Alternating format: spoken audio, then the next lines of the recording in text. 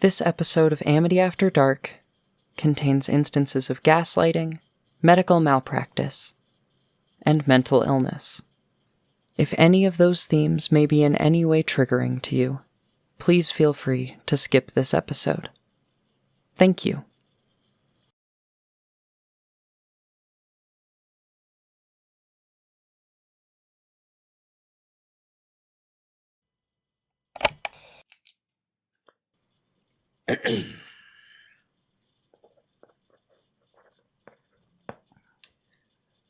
This is Dr. Aidan Kessler.